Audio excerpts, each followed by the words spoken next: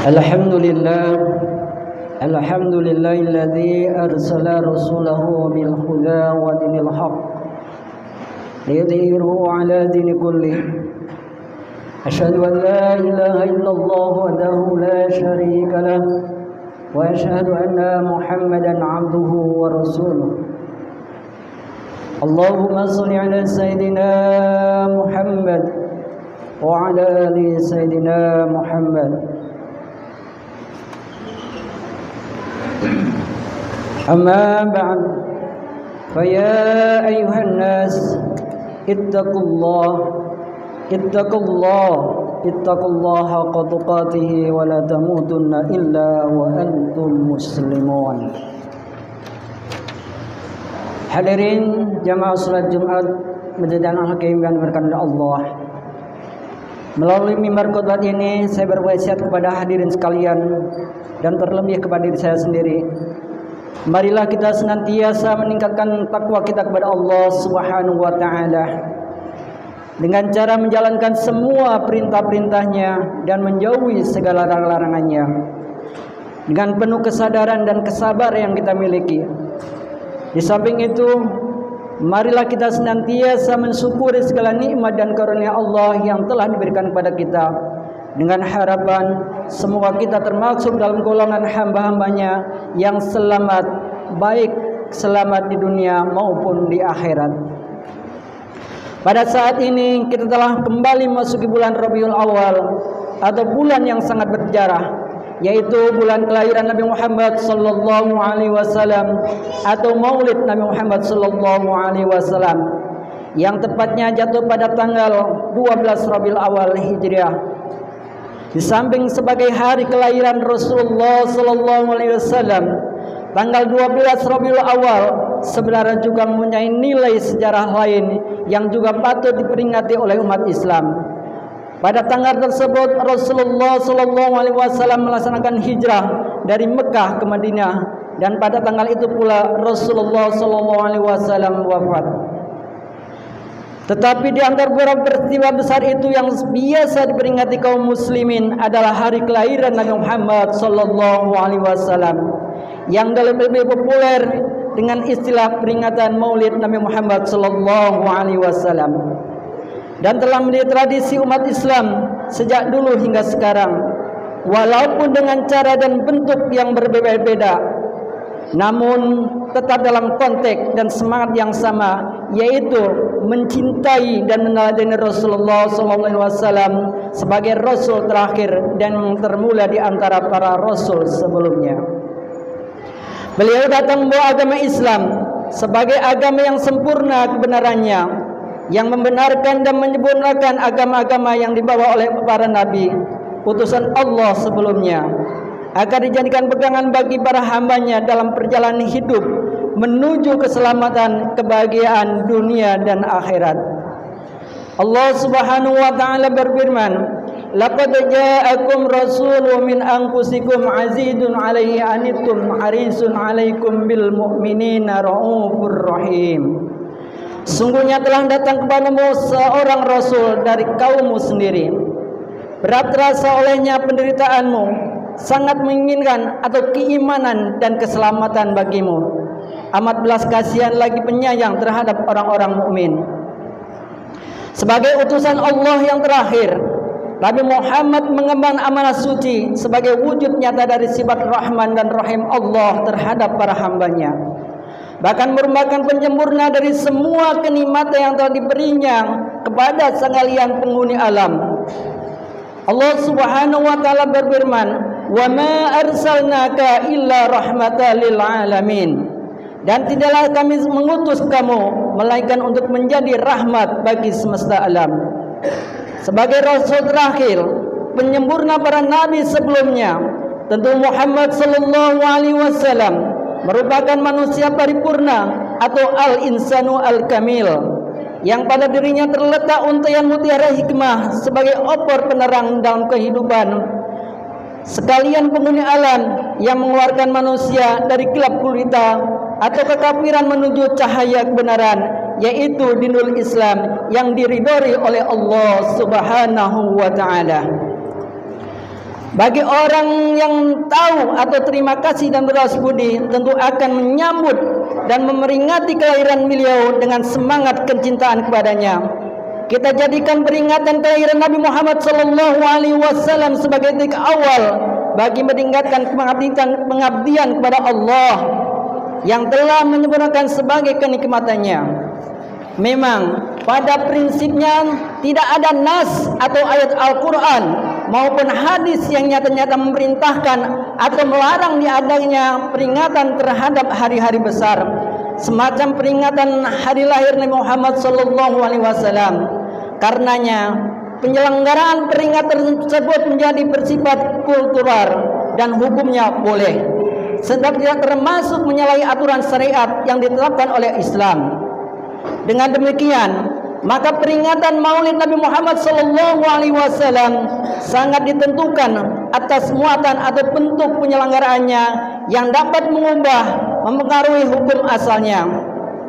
Di antaranya, bentuk penyelenggaraan peringatan Maulid yang disukai dan biasa diselenggarakan oleh para ulama dahulu adalah sebagaimana tersebut dalam kitab At-Tabihatul Wajibat karya seorang ulama besar yaitu Kiai Hasim Ashari. Dalam kitabnya itu dijelaskan bahwa bentuk peringatan Maulid Nabi Muhammad SAW merupakan perkumpulan banyak manusia yang di situ dibaca ayat-ayat suci Al-Quran dan hadis-hadis yang mengisahkan tentang peristiwa dan keistimewaan Nabi Muhammad SAW ketika kita masih dalam kandungan, saat kelahiran maupun setelahnya.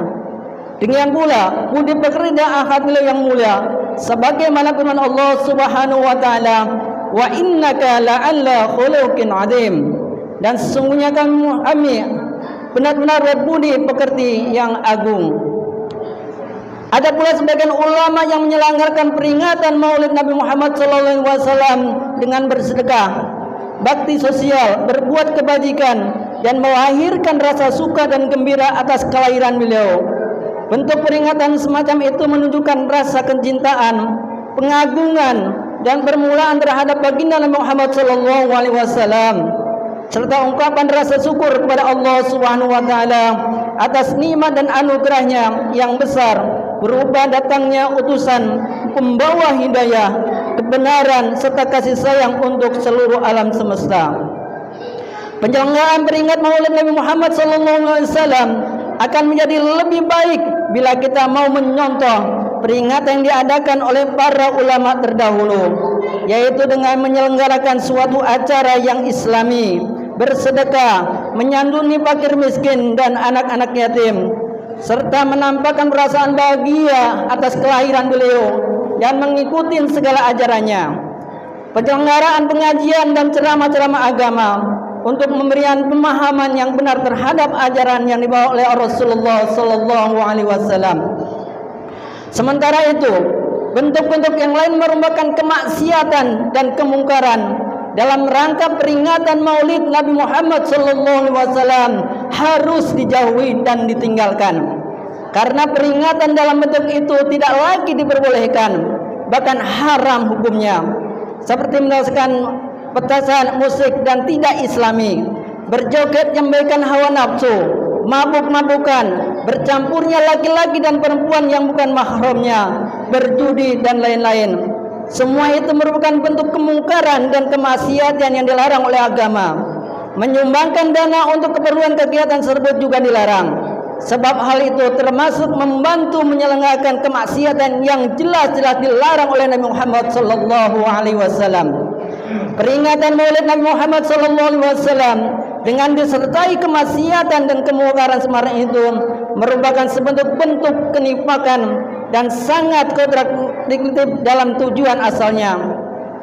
Hal itu sama halnya dengan menambahkan sesuatu yang tidak sesuai dengan isinya. Lahirnya peringatan kelahiran Nabi Muhammad SAW dengan rasa cinta, mengagungkan beliau, namun isinya berbentuk perbuatan yang dibenci dan dilarang oleh beliau.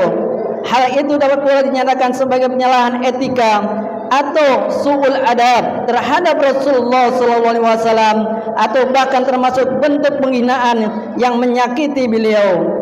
Karena penghinaan bukan hanya berupa ucapan, namun juga dengan bentuk perbuatan yang tidak sesuai atau berlawanan dengan ajaran Islam yang dibawa beliau. Bagi yang melakukan demikian tentu mendapatkan laknat dari Allah Subhanahu wa taala dan diancam dengan siksaan yang sangat pedih.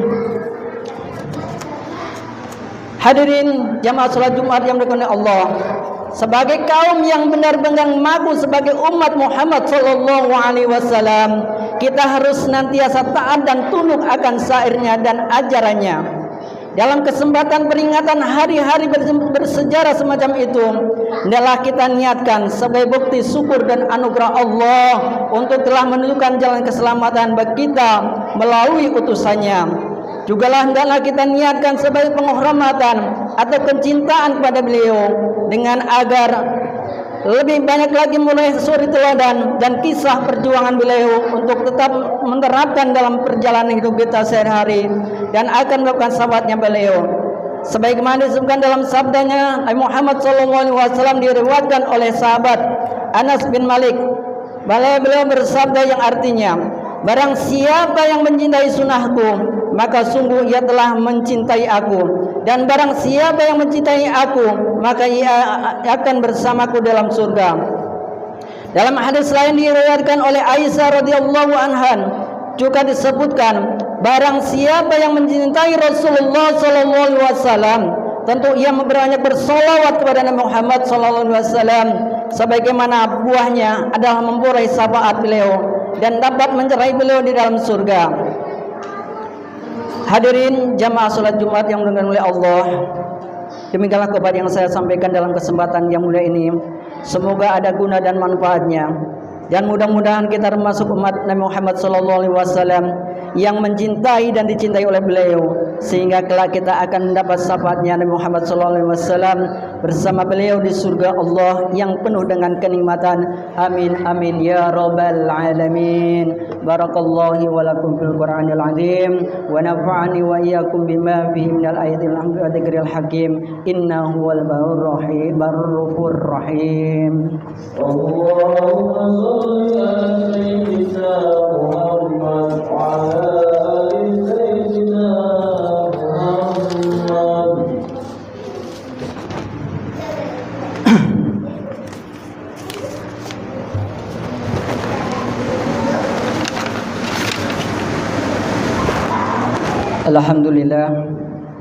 Alhamdulillah ja'ala taqwa libasal salihin.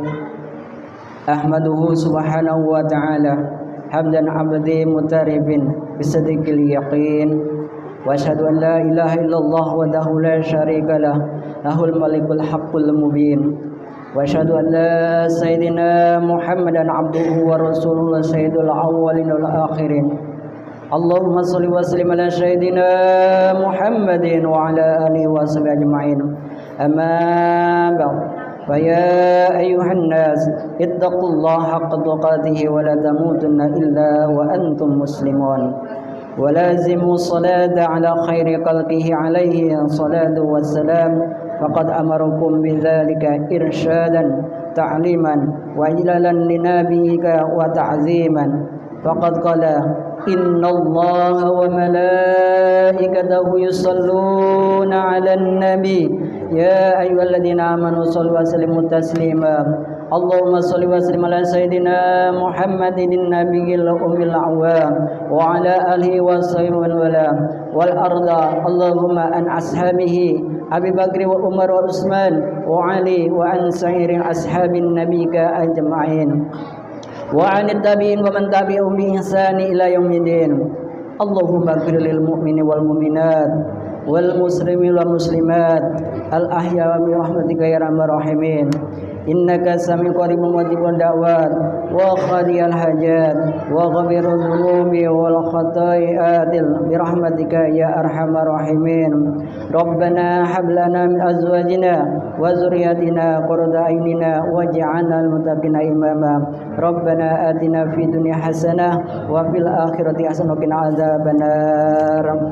Ibadallah, innallaha ya'muru bil 'adli wal ihsani wa ita'i dzil qurba wa yanha 'anil fahsya'i wal munkar wal baghi 'indakum la'allakum tadhakkarun. واذكروا الله العظيم يذكركم واذكروه على نعمه يزدكم واسألوا من فضله يعطكم ولذكر الله أكبر. أقيم الصلاة.